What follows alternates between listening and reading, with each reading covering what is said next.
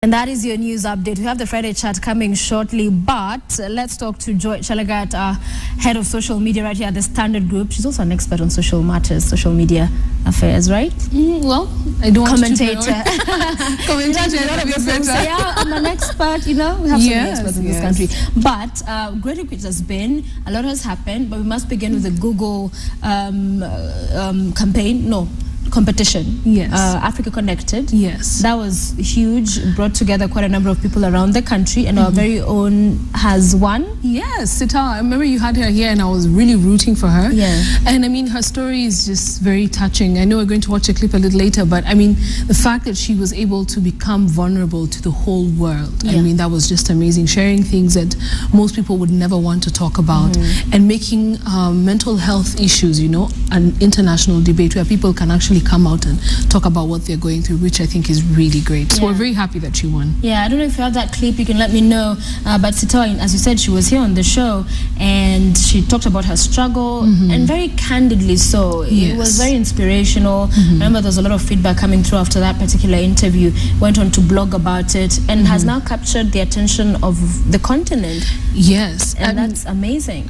It's very beautiful. Actually, the best thing about the Africa Connected competition is every single person has a story to tell. Yeah. It's a story because one of the guys who won, he's from Nigeria. His story is really beautiful. He was like a street boy, was searching through trash, trying to collect things that are recyclable so that he could make money, so that he could go and record in studio. And the BBC featured him, in a clip when he was talking about that. And that clip, went viral on YouTube. And from there, he recorded songs, found money. Wow. And now he distributes his music through YouTube. And I mean, it's really amazing, a rags to riches kind of story. Let's watch that clip from the Africa Connected competition by Google.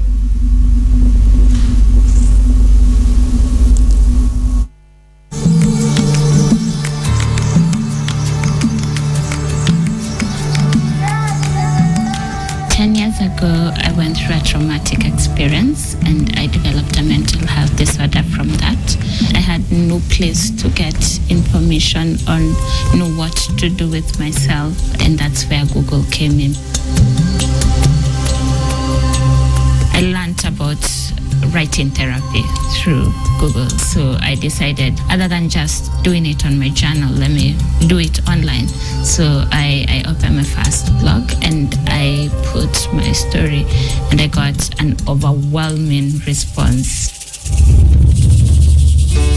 People have gone through the same thing, but they don't know where to get help. They don't know what to do. And so any information I'd get, I'd blog about it and also put my experience. And then this group of organizations, NGOs, learned about me, and they made me the mental health brand ambassador.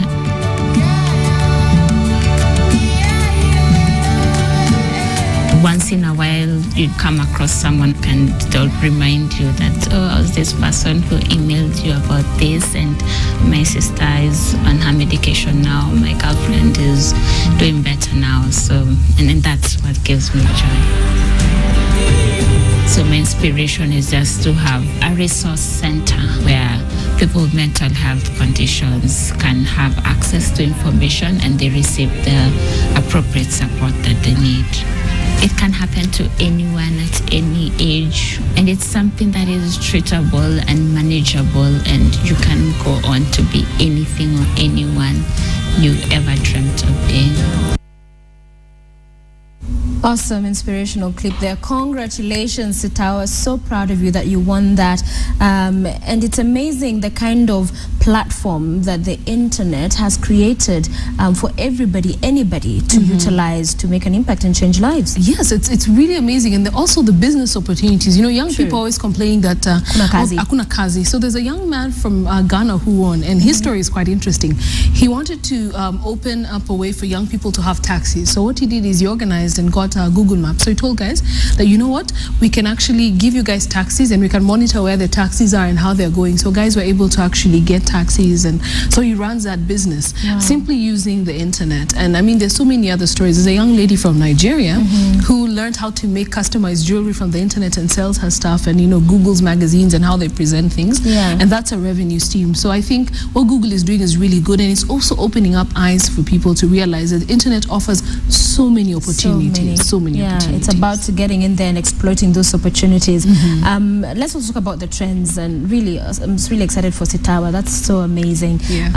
The trend the past week, of course, one of the biggest stories we've seen in the mainstream media is the killing of Makaburi, but also online that grabbed attention as well there. Yes, on our website the traffic was immense. Yeah, we had so many people because Makaburi just about a week before had been seen on a feature somewhere, and he was talking about the Westgate issue and a few other issues. So that was already trending like a week before that. Right. And then when he passed on in such a mysterious manner, we don't know who did it, we don't know the story surrounding it. People online are really discussing it, and it became a very big subject of discussion online. And the kind of sentiments of just going through the hashtag Makaburi that were coming through, it was interesting to see there were those who celebrated his killing.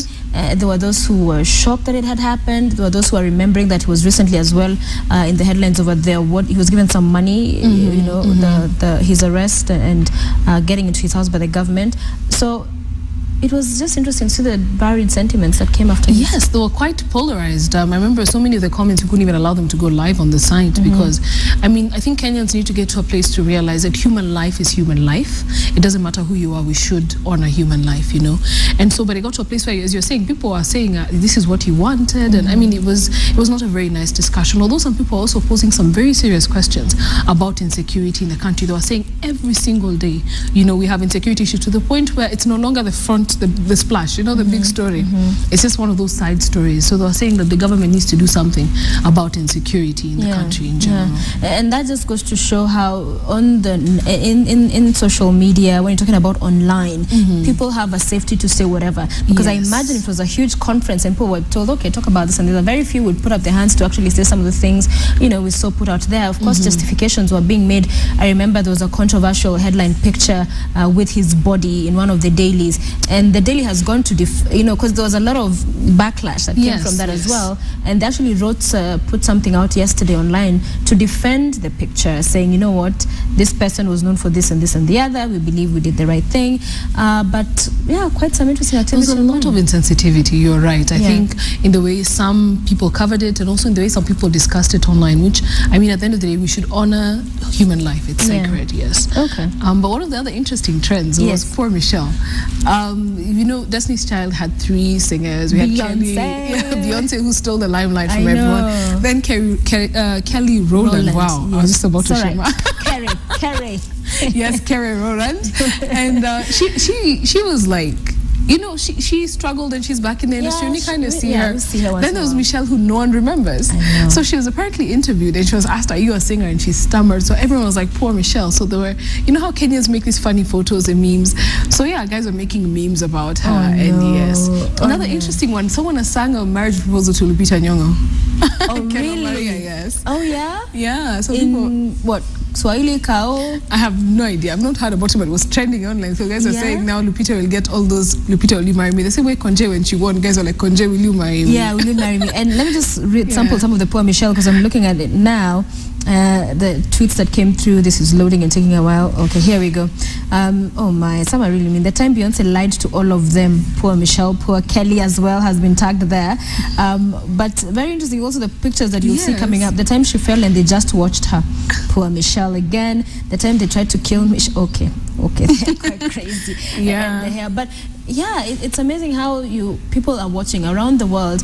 And the thing is, I'm sure everyone who's participating in this did not catch the interview, but it just takes one person to put it out there, another person to see and retweet or repost or something, and becomes a trend. Yes, and then now we talk about it on news and we give it even more life. Yes, and I think that's one of the beauty of social media. It's because it gives a citizen a voice. I could be sitting somewhere and I think about something, and all of a sudden, I can create a trend and people will start talking about it, and now my voice is heard. So yes, it's being on trends. What gets something to trend? Because there are people who will do hashtag this, hoping it will catch on. We want whatever issue they're passionate about to be out there, and lots of people to come to be aware of it or talk about it. But how do you make stuff trend? Well, I think it depends on the topic. There's a German word which I'm not going to try and say. I'll say it, but it sounds really bad. It's called Schadenfreude. It's called Schadenfreude. Something like that. It's hard to pronounce it, but basically what it means is you rejoice at other people's misfortunes. Okay. So that's one of the major things that happens online, i.e. poor Michelle.